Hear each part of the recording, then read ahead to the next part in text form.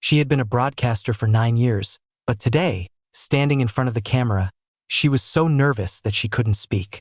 The younger hosts in the audience, full of pride, waited to see her embarrass herself, and every camera was pointed at her. In the end, the host stepped in to save her and announced that she had won Host of the Year. Ji-won, one of the younger presenters, hurried onto the stage to give her flowers.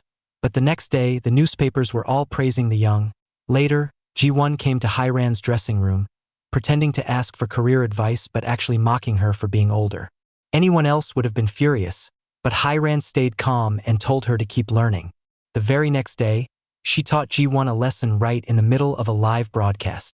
Just as Ji-won finished her lines perfectly and began to relax, Hye-ran suddenly threw her a tricky question. Caught off guard, Ji-won froze, stammering her way through the answer and embarrassing herself in front of the entire nation. Hye-ran felt a flash of satisfaction, but the station director was angry. He told her to make way for the younger generation and reassigned her to what was basically a retirement job, hosting human interest biographies. She didn't want the job, but the director warned that if she refused, she could pack her bags and leave. Of course, if she were the kind of woman to give up, she wouldn't be known as the Iron Lady of broadcasting. Yet this fearless woman turned into a timid rabbit the moment she saw her mother-in-law. Every month, her mother-in-law came over, forcing her to take medicine and demanding that she have a child. But Hye-ran and her husband were already distant. How could they possibly have a baby? Her husband was nothing more than a social accessory, someone to accompany her to events. He disliked her so much that he wouldn't even pretend to be affectionate in public. Her marriage was miserable, and her work life wasn't any better. Ji-won had just been chosen as the new 9 o'clock news anchor, but Hye-ran dropped a bombshell. She claimed she could get an exclusive interview with Kevin, the mysterious and wildly popular golf champion who had never shown his face in public. The director was immediately interested. Everyone knew Kevin's name, but no one knew what he looked like.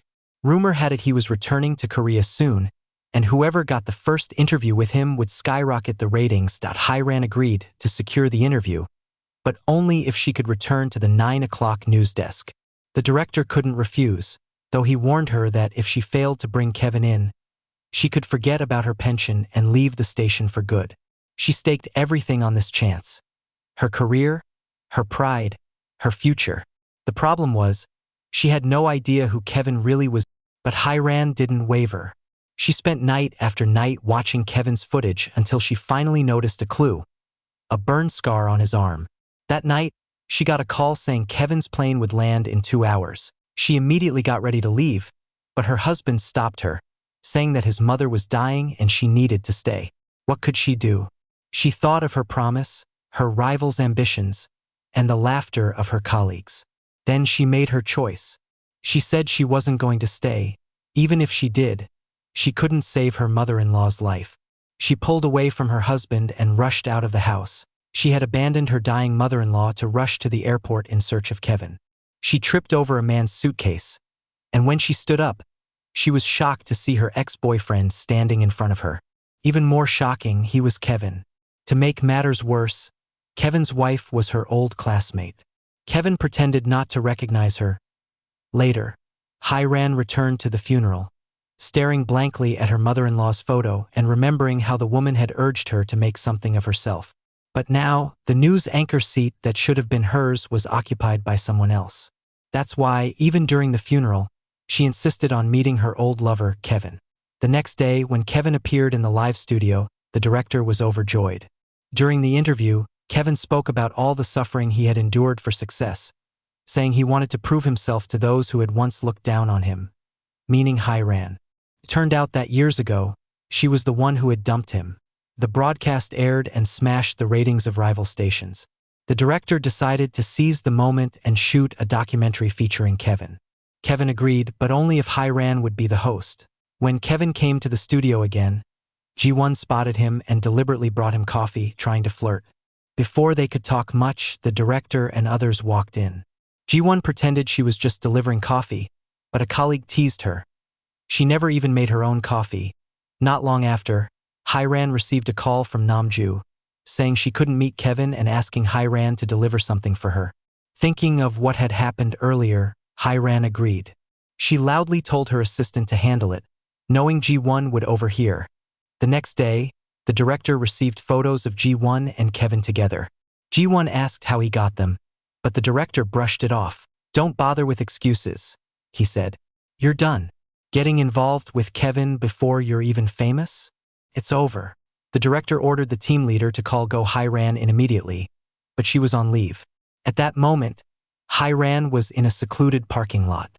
It turned out the photos that had recently caused a stir were taken by her best friend. Meanwhile, Ji-won wasn't stupid.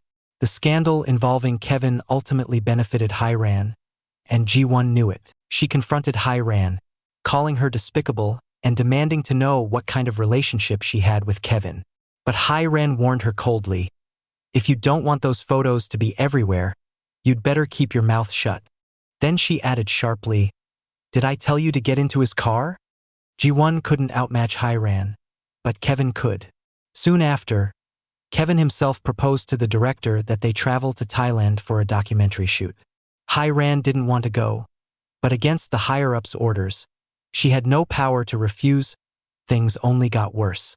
10 minutes before a live broadcast, the team leader suddenly inserted one of Ji-won's reports into the show lineup because Kevin had recently played golf with the station president.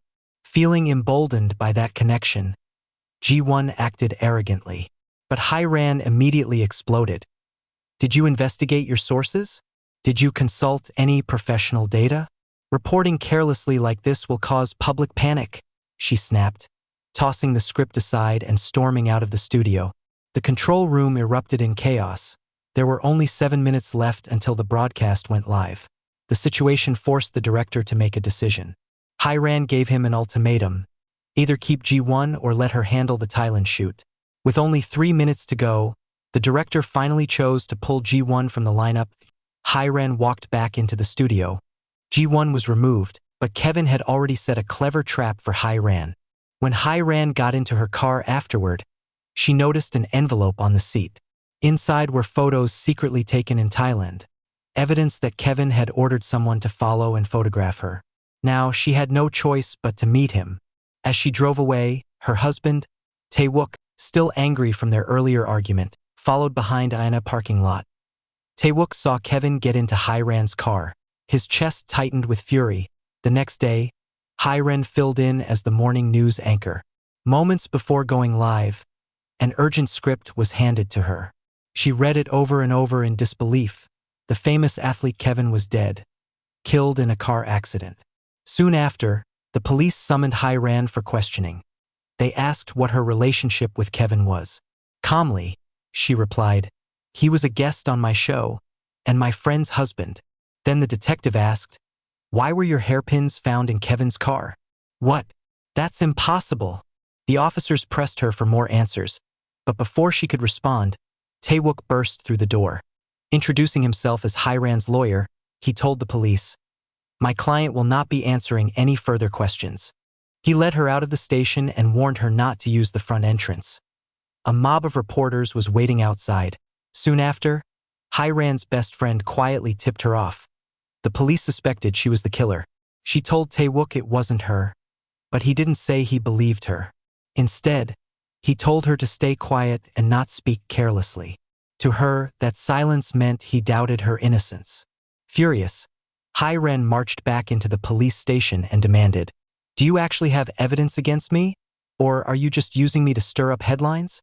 Then she stormed out, still seething. Tae-wook followed, begging her not to act impulsively. But Hye-ran was not the type to back down. She walked out of the station proudly, facing the sea of flashing cameras and relentless questions. Calm and composed, she met the reporter's gaze and said coldly, "You don't even know the facts. You just use sensational words to grab headlines. If it's true, you fight to be first. If it's not, you just move on. This isn't just about my name. It's about the integrity of the media itself." The reporters fell silent, parting to let her pass. But when she returned to the TV station, she found that her anchor chair had already been taken by someone else. The next day, Tae-wook's mother told him to divorce Hye-ran, saying she had shamed the family enough. At that moment, 2 men nearby were gossiping loudly about Hye-ran and Kevin. mocking them with vulgar words as if they'd been there themselves. Taewook lost his temper, punched one of the men in the face, handed him a business card, and said coolly, "Go ahead and file a complaint." Then he turned to his mother and said, "She's my wife. Even if everyone points fingers at her, I'll still stand by her because I'm her husband." Meanwhile, Hyran submitted her resignation to the director. But instead of accepting it, he asked, "Do you want to take one last gamble?" That evening, Hyran sat once again in the 9 o'clock news anchor seat. Her sudden return shocked everyone. She calmly recounted the facts of Kevin's case, clarifying that she was only a witness helping the investigation. She reaffirmed that broadcasting truthful news had always been both her and the station's principle. When the broadcast aired, the ratings reached an all-time high. The director had gambled and won, and so had Hyran. But one question remained: who was the real killer? Investigators also suspect Kevin's wife, Namju, may have been involved. During questioning, Hyran said Namju was just a classmate, but Namju claimed they'd sat together for 3 years. A glaring contradiction. Something about their statements didn't add up. What really happened that night? It turned out that while Hyran was secretly meeting Kevin, Namju was meeting Ji-won, Kevin's rumored mistress. Namju confronted Ji-won, sneering, "You're not even ashamed? Your husband and Hyran seem awfully close too." Shocked, Namju began to doubt whether her own husband and her best friend were having an affair. She called Hyran in tears. Hyran rushed over and, without a word, threw a photo of Kevin's blackmail on the table, pictures Kevin had used to threaten her. Seeing the photos, Namju almost cried, but Hyran told her firmly, "Your husband sent someone to take these scandal photos of Kevin and Ji-won. That's why Kevin retaliated. But there's nothing between him and me." Namju knew exactly what kind of man her husband was and didn't question her friend's words. Hyran warned her, "If these pictures ever go public, both Kevin and I will be ruined. Take him and go back to the US before it's too late." Later that night, Kevin returned home and argued with Namju about leaving the country. Then he got a phone call from another woman. Ignoring his wife's pleas, he took off his wedding ring, stormed out, and drove away, only to die in a car crash that night. When the forensic report came out, the results were disturbing. The cause of death was blunt trauma to the back of the head, not the crash itself. The police noted that while Kevin's car had caught fire, there was no smoke in his airways. This meant he was already dead before the fire started. Convinced it was murder, the police requested a search warrant for Go Hyran, but the station director firmly refused. He insisted that, with so little evidence, they had no right to search her home. The police soon came under immense media pressure. Around that time, Go Hyran received a mysterious text message. The sender claimed to have proof that she was the killer, and strangely, the memory card from the dashcam in her car had gone missing the very night of the accident. Could this person have taken it? Meanwhile, the vice president of the station had already decided to abandon Hyran, instructing the director to cut her loose and plan for her replacement. Just as the director was about to argue, he received the same text message. He went to see Hyran and told her about it. Though he believed her, he was the one in charge, and responsibility meant taking action. The next day, Ji-won made a dramatic return to the newsroom. Hyran's career plummeted overnight. Isolated and powerless, she seemed to have hit rock bottom.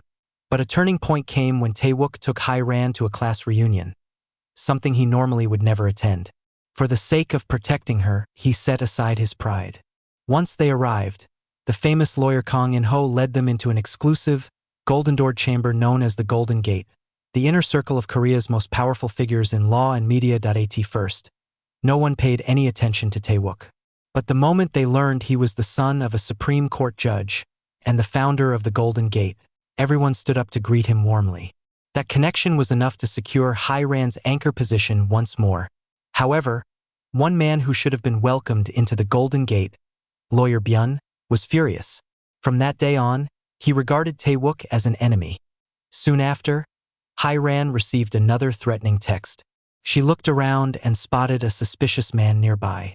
She chased after him and caught a glimpse of half his face before he fled into the parking garage.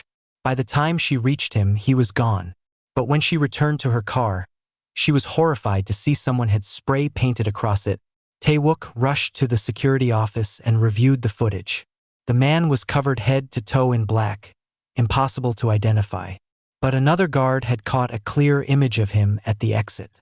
It was Kevin's manager. Could he be the one holding the missing memory card?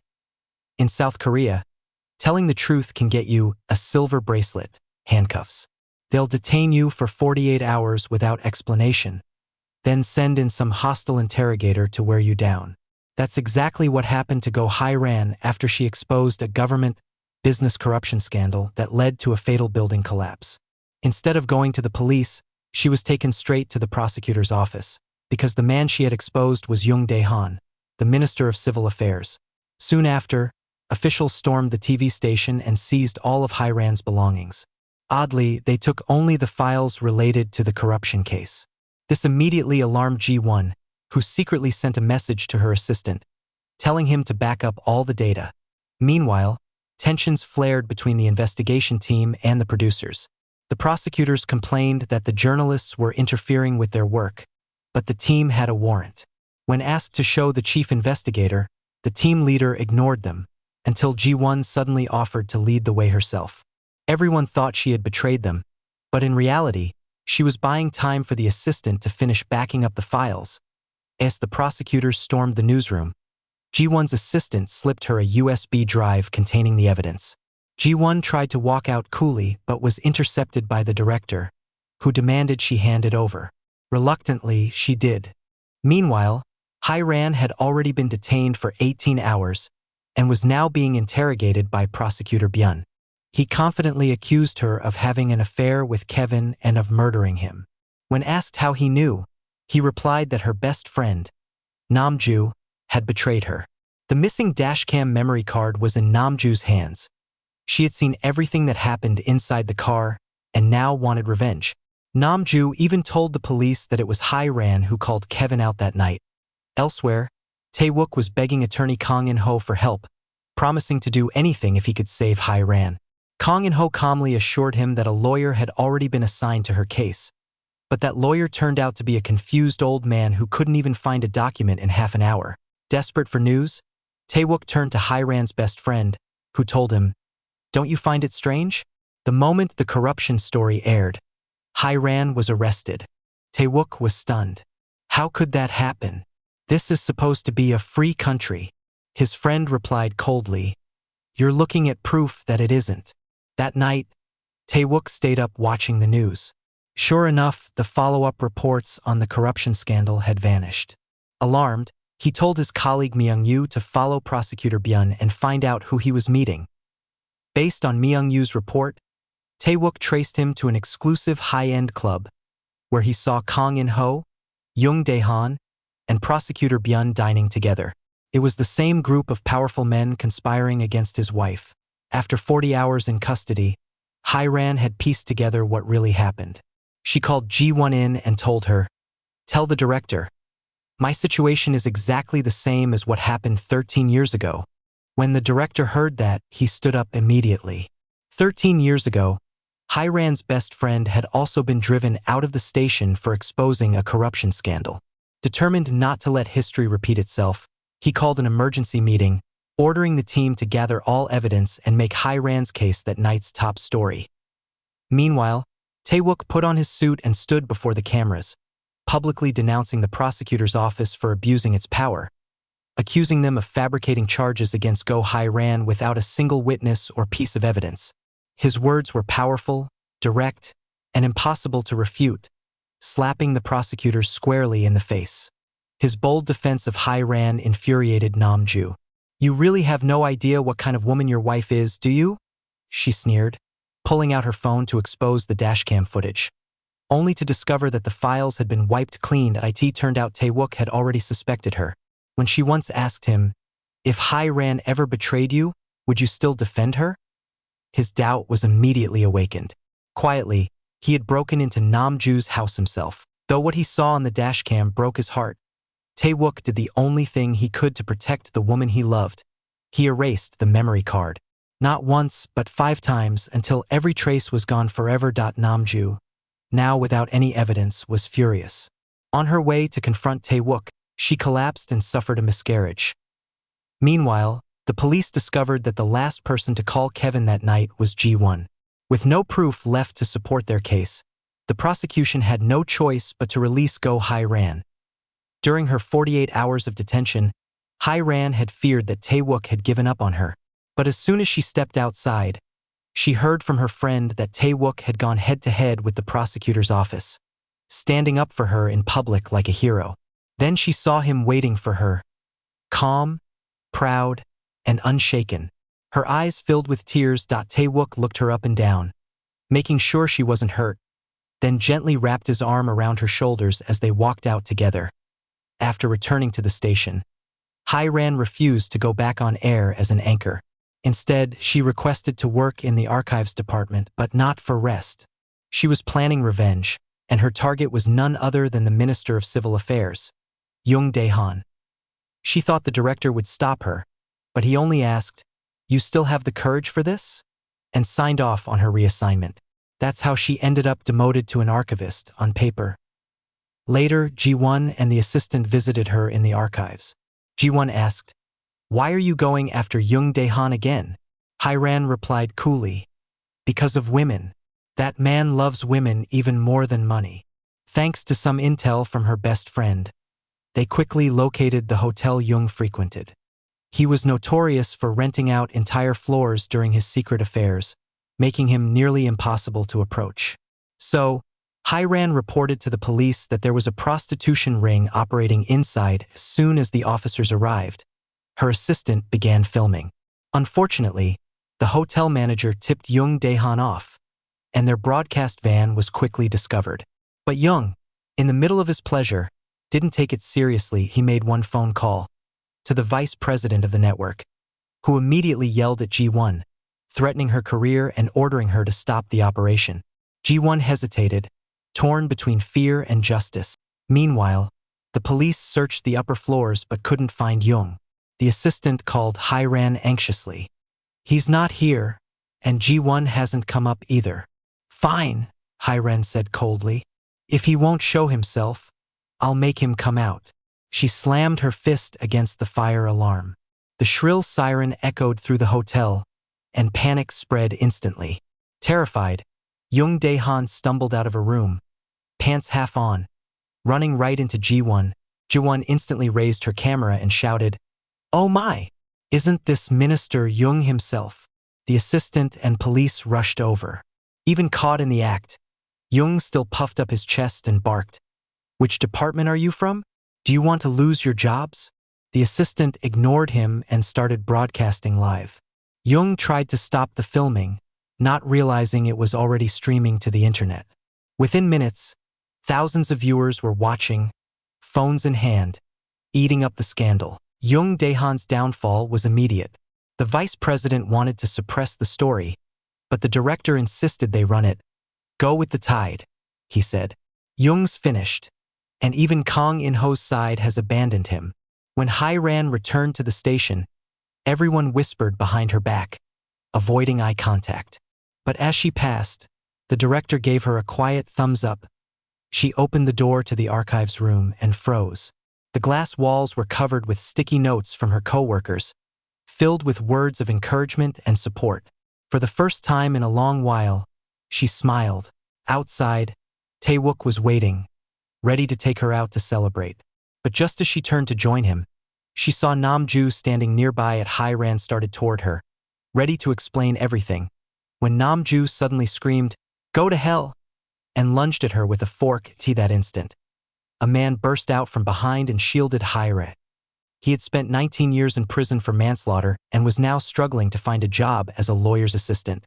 When everyone turned him away, Tae-wook had seen his resume and decided to give him a chance. That man was Myung-yu. Despite his criminal record, he had earned a law degree while behind bars. And more than that, he was Hye-ran's former classmate in high school. Hye-ran had been the top student, beautiful, smart, and admired. When she was accepted into university, her mother, who worked menial jobs, couldn't afford the tuition. Desperate, Hye-ran went to a jewelry shop to borrow money. The owner agreed but told her to come back alone before closing. a trap. When he tried to assault her, Hai-ran struggled to escape, just as Myung-yu burst in. Seeing her disheveled and terrified, he snapped and killed the man in a rage at just 18. Myung-yu was sentenced to prison. Yet even then, he told his grandmother to use his savings to pay Hai-ran's tuition so she could still go to college. Hai-ran never forgot him, though he had always refused to see her since his release. Now he had reappeared, partly to test Tae-wook's character and partly to protect Hai-ran. That's why, at the very moment Nam-ju tried to stab her, he was there, stepping in front of the blade. On the other side, Kang In-ho and the vice president began plotting against Go Hai-ran again. But Hai-ran refused to back down, tightening her grip on them instead. To neutralize her growing influence in the station, they decided to promote her to director. Hai-ran accepted. She soon returned to her former position, but she had one condition. Kang In-ho had to serve as her lawyer. The prosecution had sent her an official summons, and her mother-in-law had pressured her to divorce Tae-wook. Of course, Kang In-ho agreed immediately.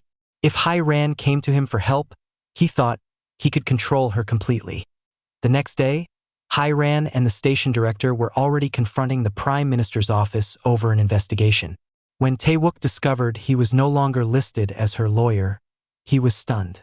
That night, he prepared a candlelit dinner for her, waiting patiently for her return. But when Hai-ran came home, she spoke coldly. She admitted that she had married him for his family background, not for love. Now, however, she had truly fallen in love with him, and that was exactly why she couldn't drag him down with her.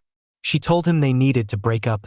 Later, when she entered her room, she saw the gift Tae-wook had left, a small card that read, "I love you." Tears welled in her eyes. 9 years ago, Tae-wook had loved her and she hadn't. Now that she finally loved him, fate was tearing them apart. The trial was only 5 days away. When Hai-ran arrived at Kang In-ho's law firm to meet her new defense attorney, she was shocked to see Tae-wook sitting there.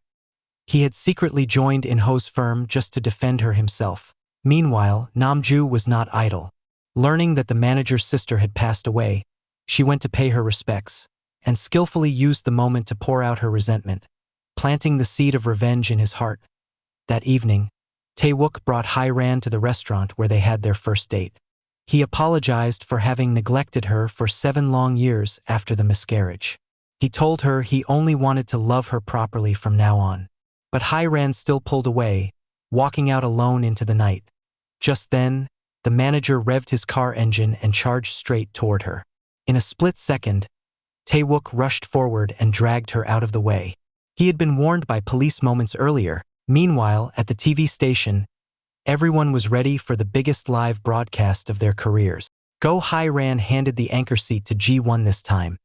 The director, energized by the plan's success, gave the final command to go live. The team worked with fierce determination. Just then, the vice president stormed in, furious. "You can't air this. Stop the broadcast immediately," he shouted. But this time, no one obeyed. The countdown to live transmission had already begun. 5. Go Hai-ran stood tall behind the glass, watching Ji-won on camera. For the first time in a long time, she smiled. Not the cold smile of an anchor, but the warm smile of a woman who had fought, fallen, and finally risen again. Meanwhile, Ji-won's ex-girlfriend, once Hai-ran's close friend, was now standing outside the TV station, holding a protest sign and shouting that Go Hai-ran was a murderer.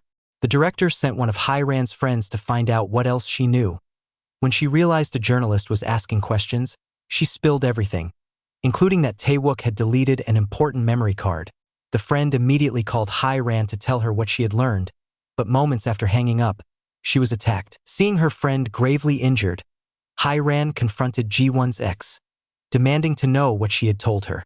She said she had believed Tae-wook deleted the footage because he couldn't bear the truth, but something about the attack didn't make sense. She went on, "Based on how well I knew your friend, that scene where you kissed wasn't what people thought." Saying she didn't like Tae-wook, that was just to keep things under control. Tae-wook being angry was understandable. But as a lawyer, he knew that memory card could prove your innocence. Yet he chose to destroy it not to protect justice but his pride. He'd rather let the world think his wife was a murderer than admit she'd been unfaithful. Those words shattered Hiran. The man who had once loved and protected her. How could he have done such a thing? Then he added fuel to the fire. After your friend broke up with me, she went straight to meet Tae-wook.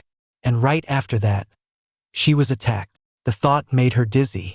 She opened her bag with trembling hands and saw the brooch. The same one the police had said could only have been taken by someone very close to the victim. Panicking, she rushed home and began searching through Tae-wook's things. The clothes and shoes he had worn that night were all new, recently bought. His spending records confirmed it, all purchased the day after the incident. Then she remembered the traffic ticket she had found in his drawer, issued just before the murder. The truth was staring her in the face. Moments later, Tae-wook returned home. Seeing the clothes and shoes laid out on the bed, he finally broke down and confessed. That night, after Hiran came home exhausted, Tae-wook had been waiting.